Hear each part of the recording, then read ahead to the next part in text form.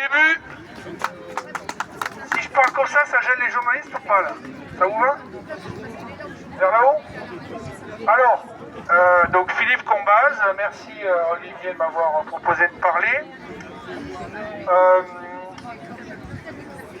Je vais essentiellement citer des journalistes qui ont par ailleurs écrit des livres. L'avantage, je vous rappelle à tout le monde, c'est qu'en citant des journalistes, on cite des gens qui respectent la charte de Munich. Alors ceux qui veulent lire la charte de Munich, figurez-vous qu'il y a une seule page, il y a 15 articles de mémoire, du genre je protégerai mes sources, c'est trop? Par là-bas. Donc du coup, l'avantage de citer des journalistes comme je vais faire, c'est qu'eux-mêmes, ils sont censés, ou en tout cas ils disent, respecter la charte de Munich, donc ils n'ont pas le droit de payer des témoins, par exemple, sinon on n'est pas sûr qu'ils ne mentent pas, ils doivent vérifier leurs sources, ils doivent protéger leurs sources, etc. Donc voilà. Alors, je vais présenter 4 livres et je vais surtout vous parler d'une émission qui est disponible sur YouTube, sauf que...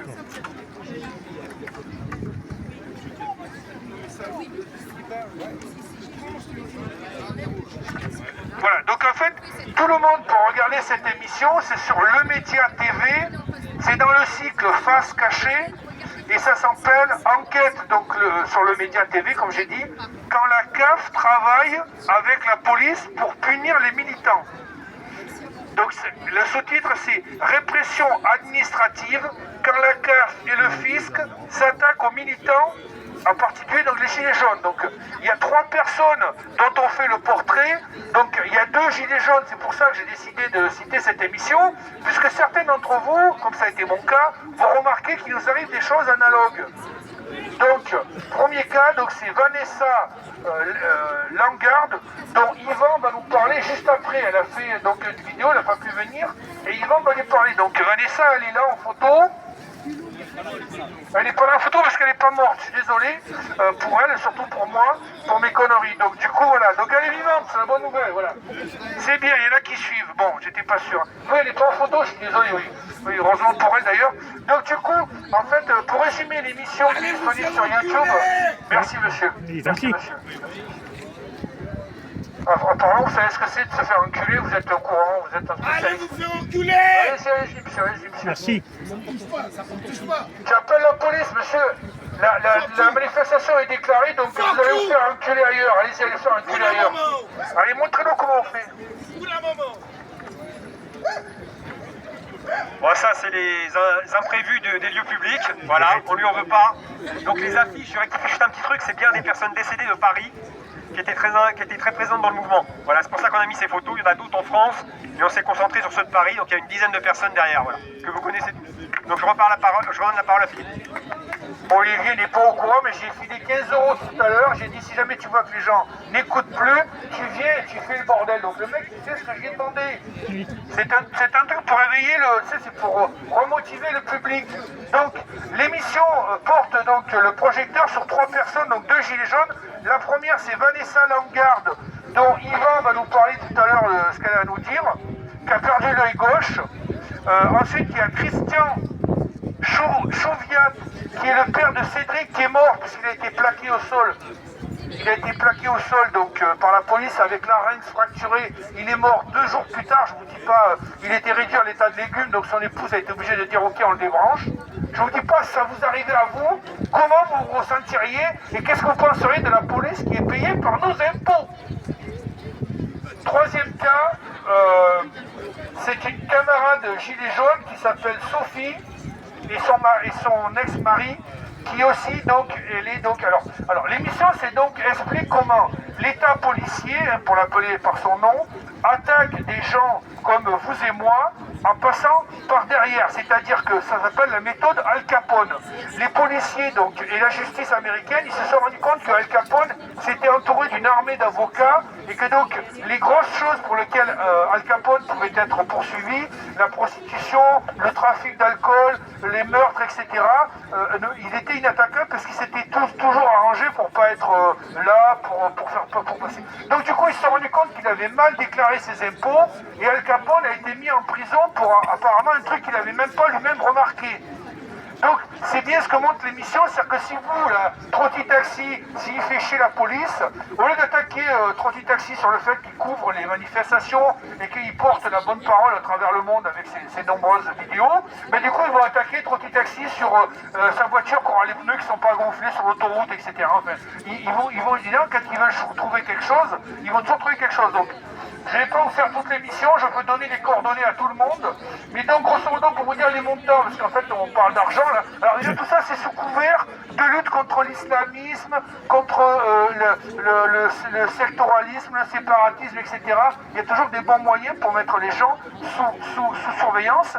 Et donc, le scandale qui est révélé dans cette émission, que je conseille à tout le monde de regarder, c'est que la police et la gendarmerie, sous les autorités du préfet, demandent à la CAF, c'est-à-dire à des fonctionnaires de la CAF, à des fonctionnaires de la CPAM, du Pôle emploi, France Travail, et puis du fisc, de collaborer vers une cible. Et en plus, comme on ne sait pas qu'on est attaqué, on ne peut pas se défendre. Et donc c'était assez incroyable. Donc à un moment, il y a un journaliste qui s'appelle, je ne sais plus comment, de la Quadrature du Net, qui réussit donc à démontrer qu'il y a eu donc une embrouille vis-à-vis de quelqu'un qui a été désigné comme une cible par la police, puisqu'il était donc manifestant militant. C'est-à-dire que le militantisme est criminalisé. L'émission explique évidemment bien mieux que moi. Je suis désolé.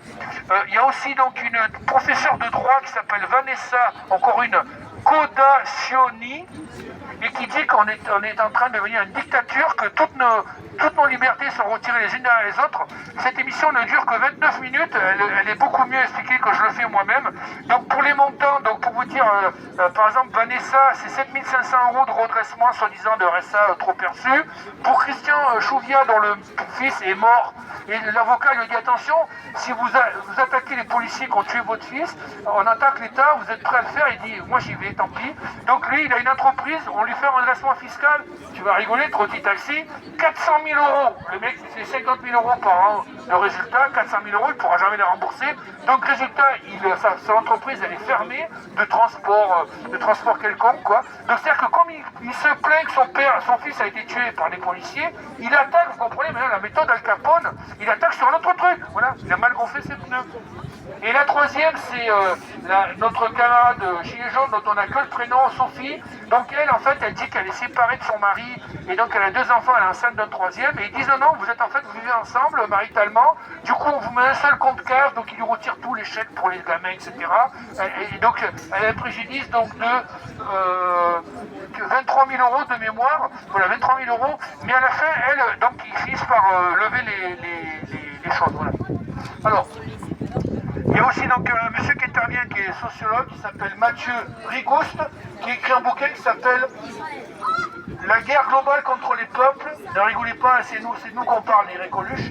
Mécanique impériale de l'ordre sécuritaire. Voilà. Alors, pour faire suite à ce que disait tout à l'heure Nadia, donc, il y a ce qu'on appelle la banalité du mal. Ça a été écrit par Hannah Arendt, qui est allée donc au procès de Eichmann en Israël pour voir comment les nazis avaient réussi à tuer 5 millions de juifs. Même si c'était qu'un million, je m'en fous complètement, d'ailleurs je suis juif, mais c'est pas ça qui est intéressant, c'est surtout qu'elle y va en tant que journaliste américaine et elle dit mais on va voir un petit peu la tête de tous ces salauds qui ont tué et qui ont brûlé tous ces juifs. Et en fait elle tombe sur une suite de fonctionnaires qui disent tous mais moi j'ai obéi aux ordres. Même le mec qui était responsable de Dachau, il dit mais moi j'ai obéi aux ordres, tout est signé, il est couvert quoi. Et elle se rend compte qu'elle tombe des nues parce qu'elle remarque que les gens sont comme elle. C'est-à-dire que tous ces tortionnaires des juifs, c'est tous des petites mains qui obéissaient à un tel. Donc je vous rappelle qu'il y a une expérience qui s'appelle donc l'expérience de Milgram, hein, vous savez, où on envoie les charges électriques et les mecs ils le font alors que c'est déjà mortel. Ensuite, il y a donc aussi oui bon. Donc du coup, oui, il y a aussi l'expérience qui a été menée par la CIA de l'univers 25, l'univers 25, où il y a des souris, on leur donne toute la bouffe, etc. Et on voit comment des souris progressent en ayant toute la nourriture et le chauffage qu'il faut, mais tout d'un coup, ils deviennent complètement dégénérés. Donc la CIA qui a regardé cette expérience s'est dit, ah mais alors les humains, si jamais ils ont que du bonheur, ils vont devenir cinglés comme les souris de l'expérience Universe 25. Donc du coup, c'est-à-dire qu'on est considéré comme des souris, ou si on avait trop de bonheur, on deviendrait des cinglés, donc du coup c'est pour ça qu'ils nous massacrent. Alors je vous signale aussi qu'il va y avoir le procès de Athanor bientôt. Bon. Alors, les livres que je vais vous présenter.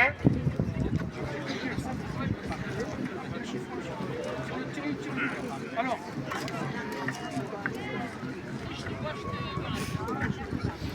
j'ai terminé, ne vous inquiétez pas, j'ai terminé. Donc, vous avez du couple de sociologues Pinson-Charlot, l'un des deux vient de mourir, c'est monsieur.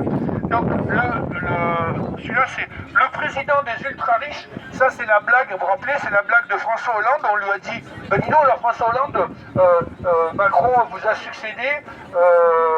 Je crois qu'il disait que Sarkozy était le président des riches et Hollande dit de Macron, hein, qui lui a succédé, il dit, non, Macron, lui, c'est le président des ultra-riches. C'est quand même pas mal, et ça vient de la bouche de son mentor, d'un de ses mentors, et l'autre étant Jacques Attali, bien entendu. Donc le président, alors toujours du couple Pinson-Charlot des sociologues. Le titre est très bien choisi, Le méprisant de la République.